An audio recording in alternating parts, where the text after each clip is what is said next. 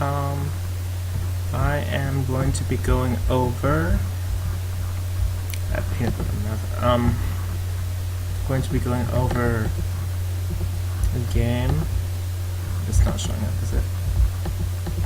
Between Go Seigen and Fujisawa Hosai. This is a pretty famous game. I originally was gonna do some live commentary to the game. It's not sure. Tonight because I wanted to practice for the tournament this weekend, 2015 Creator Invitational. But I was running a bit late, and I have to take care of something at 8. I didn't want to have to interrupt the stream, so instead I'm going to go do a short lecture. This game is really famous because it exemplifies a really sharp positional judgment, the ability to evaluate the worth or the value of different areas and compare them. It also shows you that your first intuition about a situation is not always right, even as you get stronger. So, Fujisawa Hosai is a fairly famous, maybe not as famous as Fujisawa Shuko, which was,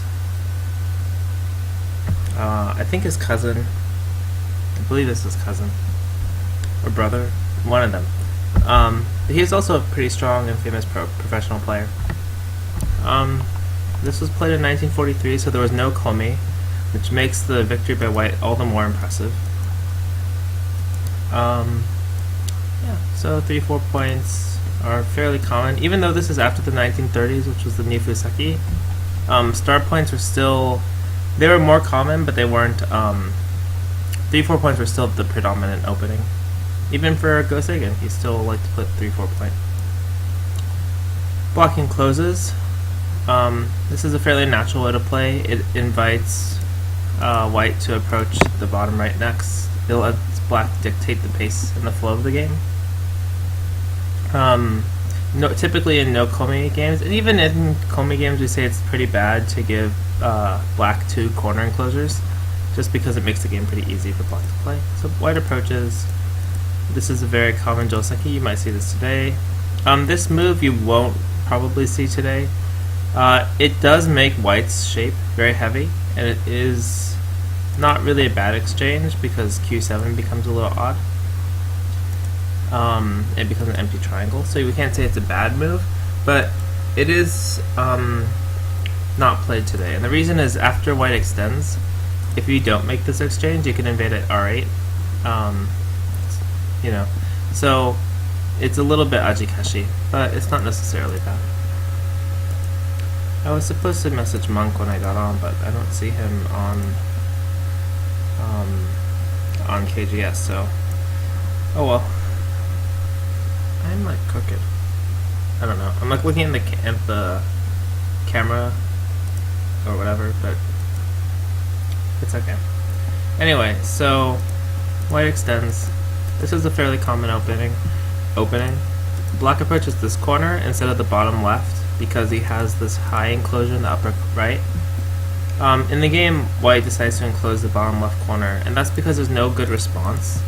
If white extends, so the first intuition is, oh, white has a stone in the bottom left, let's pincer. But then black can counter pincer, and it works very well with his formation in the upper right. That's part of the reason black approaches this corner. If black approaches the bottom left instead, white could pincer, and this pincer works okay with this formation, but white wouldn't play it now, but later white has aims like this move. If black goes under, then white can push through and cut, or white could push and cut immediately too. These kind of moves are difficult to deal with. Another thought is, okay, if black's aiming to counter pincer and make use of the upper right, why doesn't white just extend this way? And this is kind of a joseki. But then black can approach this corner, and it feels like black has a corner enclosure and this corner as well. So white might be a little bit behind on territory playing this way. So white doesn't really want to play this way either. So white decides he's going to take this corner instead. And after this move, a follow-up move, so if black, for instance, just enclosed for some reason, now a pincer would be more balanced on the left-hand side. It would make a good formation, and white could aim next at developing at k4 and making a really big moyo. I see I have 3 viewers, so if you have any questions, just throw them out in chat. Okay, so since white tend to keep the upper left, black follows up. This is natural. He wants to press severely from his upper right corner to develop the top. This is probably the most popular variation now, but at the time it was rather still pretty new. I think it's one of Gosagan's inventions too.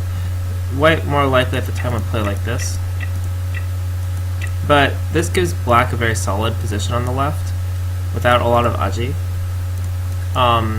which makes it harder to use the c6 stone. I'll point this out again in the alternate variation. Also, after black plays here, there is some room for black to move the f17 stone later. So it's not bad, but it leaves a lot of aji, and in this particular situation, the corner, because of the 2 adjacent corners, doesn't work well for white.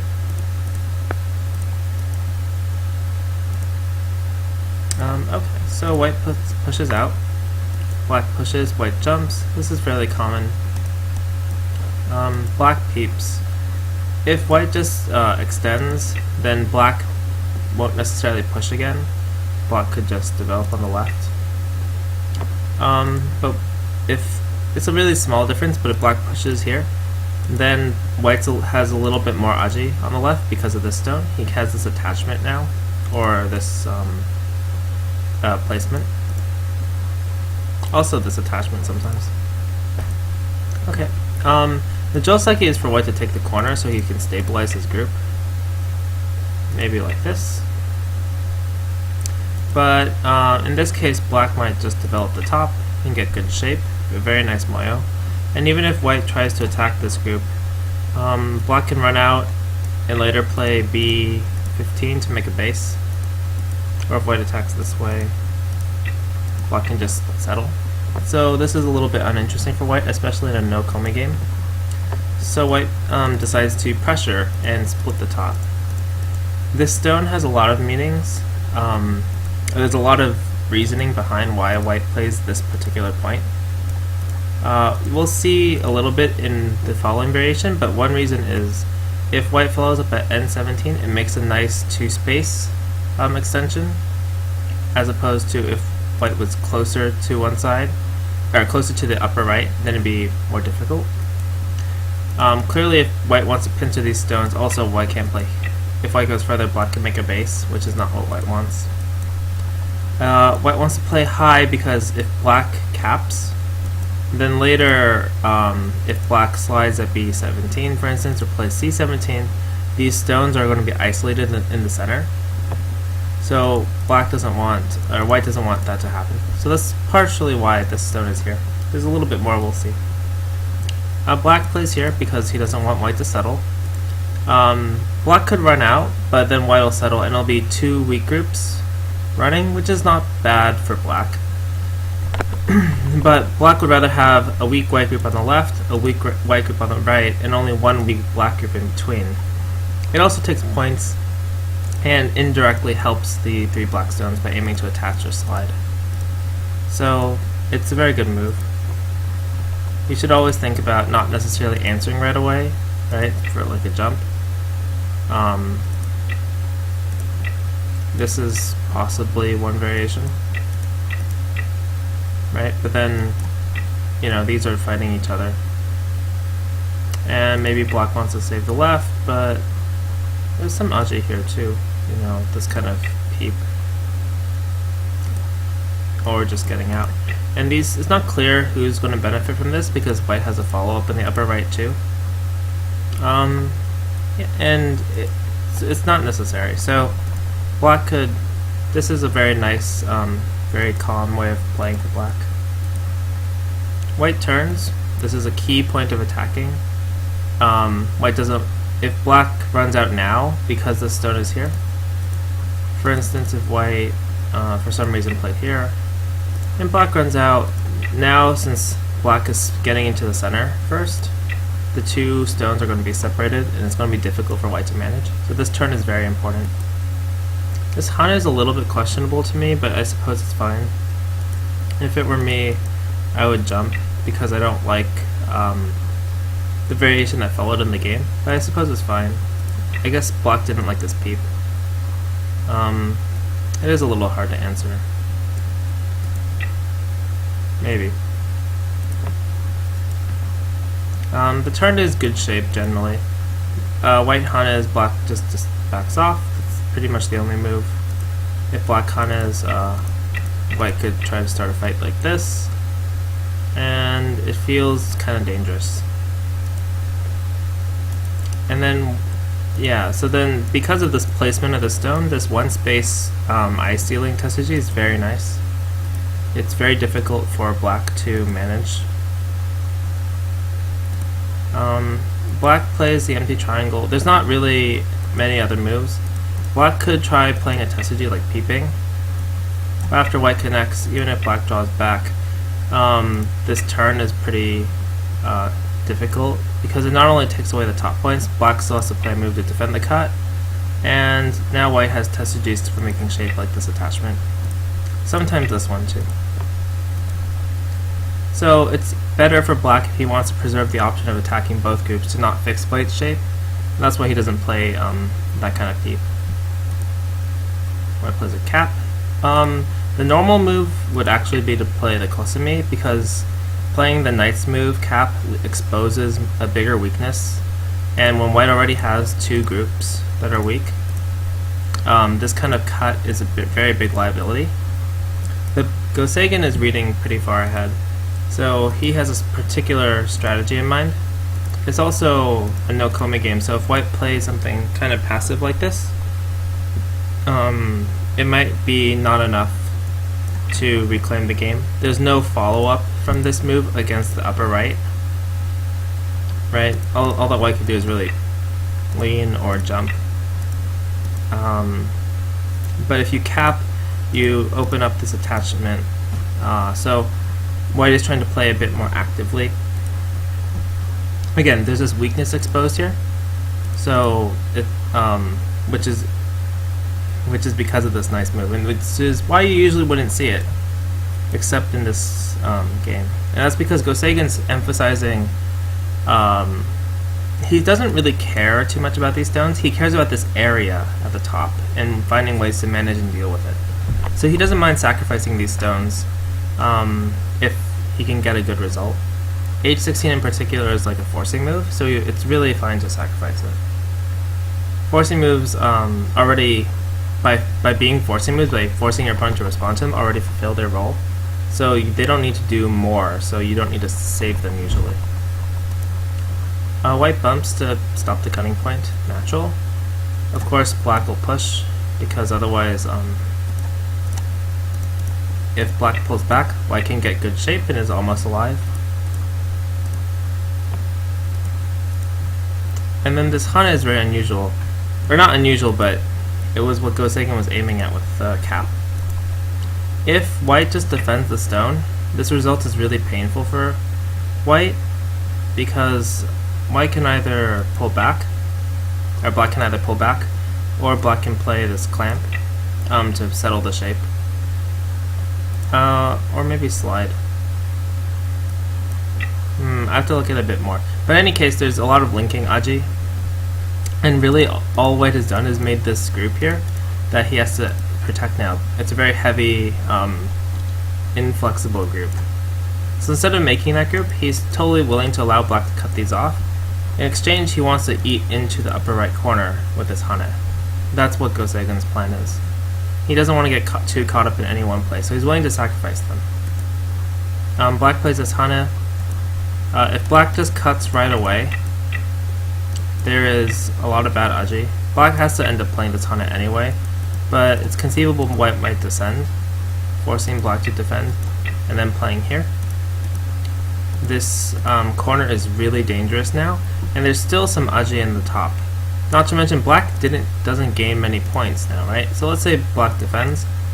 After white settles this group, this monkey jump almost erases half the points that black has tried to stake out here. So it's really important for black to hane, even though it looks a little submissive. White pushes, it's pushing between the elephant's eye, it's very good. Shape point, and then black cuts. Right, so black doesn't cut right away because he doesn't want white to play N18. White defends and black cuts off these stones. It looks pretty good for black because black's managed to take the whole top area. But white interposes a very nice peep. This timing is very important. If he played this any earlier, black probably would have descended at P17 and then this hane would have been bad, right, at N17. And if he plays it any later, it's possible that black will respond differently. The timing is important. Okay, so black blocks, and white descends first, probing how black's going to respond. This is almost forced, or it is forced. Black pushes, and then cuts. This cut, there's no way for white to save both groups, so white just decides to make a sacrifice. First he makes his group a little stronger to shorten the liberties of these stones, and then when black jumps out, he plays this hane, and this hane threatens to capture black in a ladder.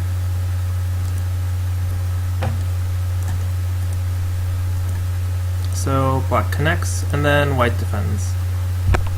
And so by the end of this, white has basically traded the top and these 4 stones in exchange for a very big territory on the right.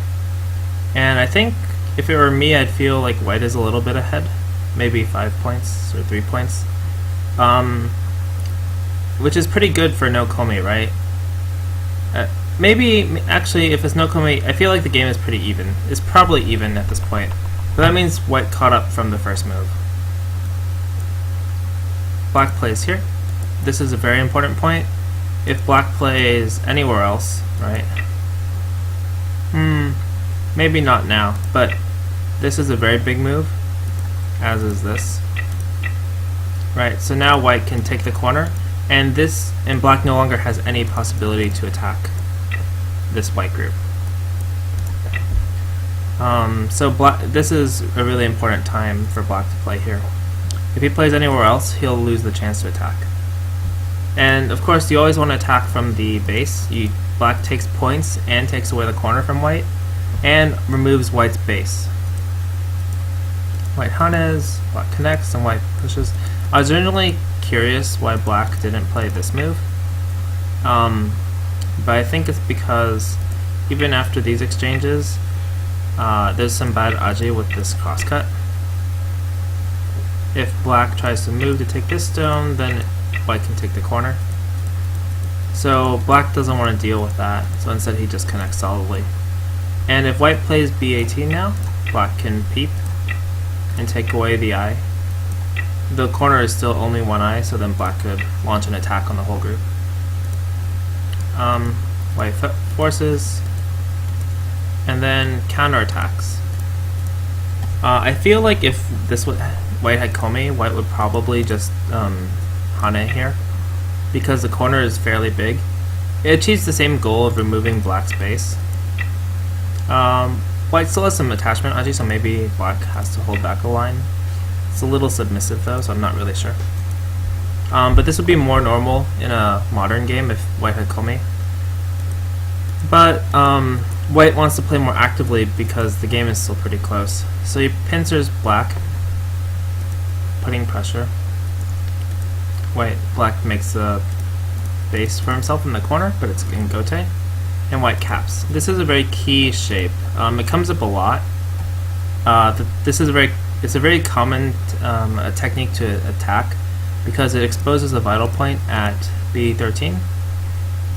We can look at how exactly that plays out in a bit because it happens in the game. But it's very common. Any 2-space extension,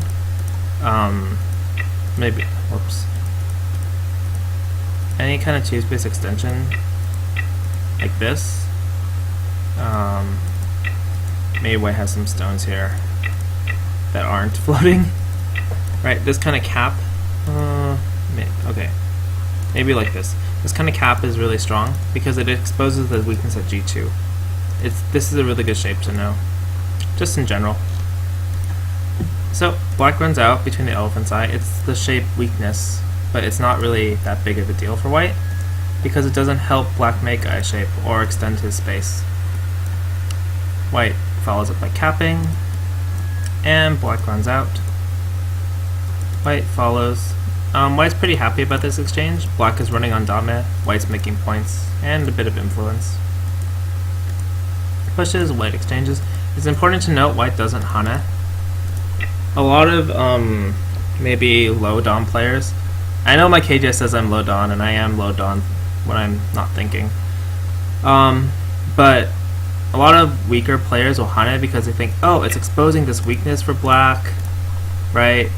I'm getting more points. But after black comes back, black's shape is a lot stronger with this tiger's mouth. It's a lot better shape and black can move over in this direction faster. And so white actually ends up helping black.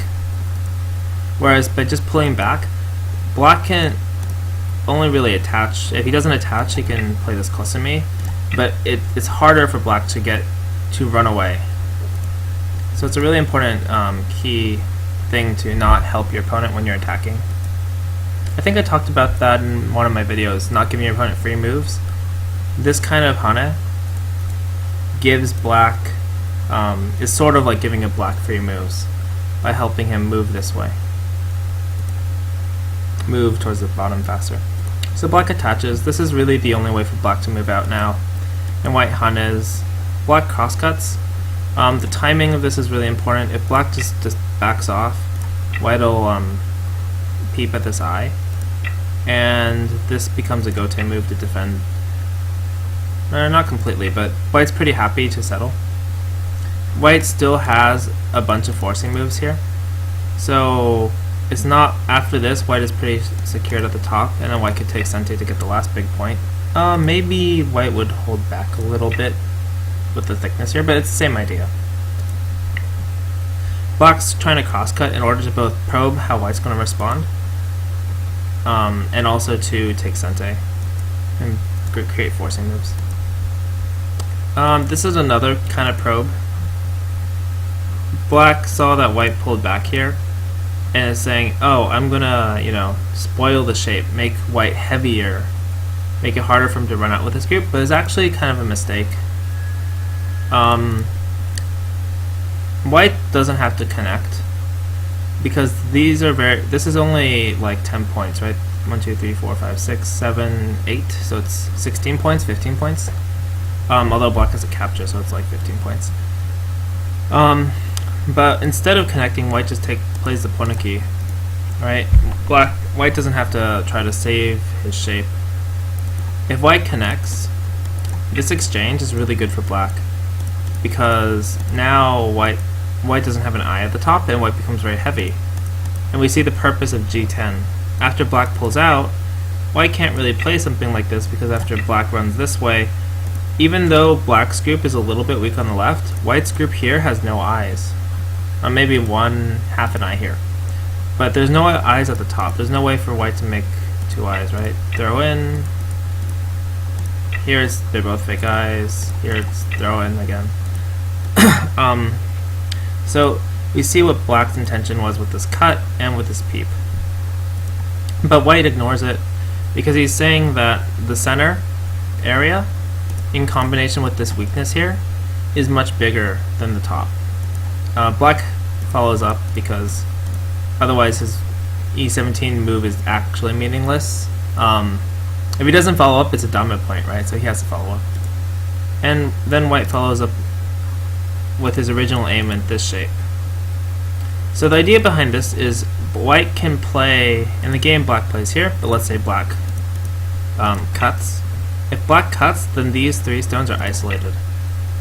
Right? If black tries to take white, well, actually even in this case, it works even better because black can't do this.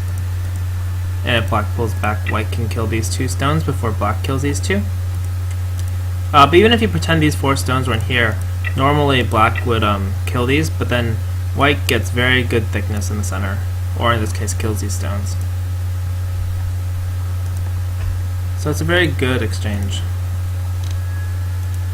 So black wants to connect up, and when black plays this way, white's able to remove the eye shape, right? So black no longer has eye space here, and his eye space is condensed.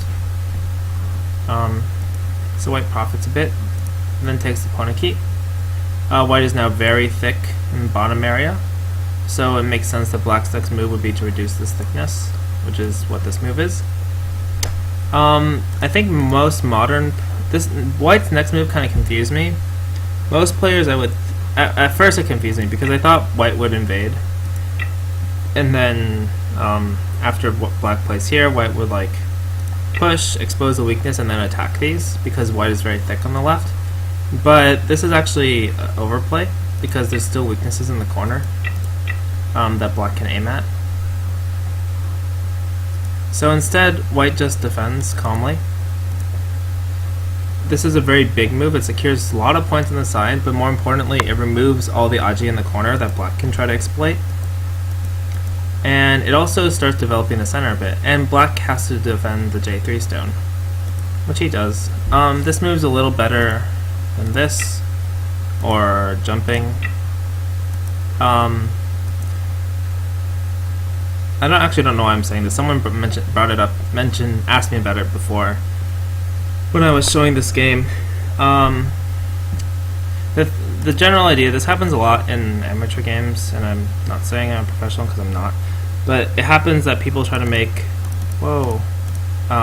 this kind of shape, but it actually has weaknesses on both sides, whereas if you just defend one side, you have less weaknesses. But I don't know, black shape is pretty solid anyway. White pushes. If we do a quick count, the right hand side for white is about the same as the top, and I can count it quickly too.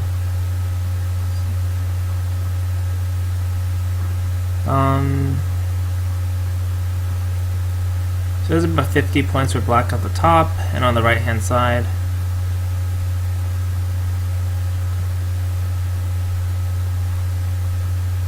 there's maybe 43 points, but white has forcing moves in the center here, so they're roughly the same. And then if we look at the left and the bottom, it's clear that white has way more points than black, mainly because this is such a deep YO. If you kind of rotate the left hand side and compare it with the bottom right for black, you can see that it expands like way more lines. This is 5, 6, 7, 8, 9, 10 lines, 10, 11 lines, and this is 13-ish. Not to mention the choose base extension here. So it's pretty good. White has a decent sized lead. So white's trying to simplify the game by fixing the borders, basically.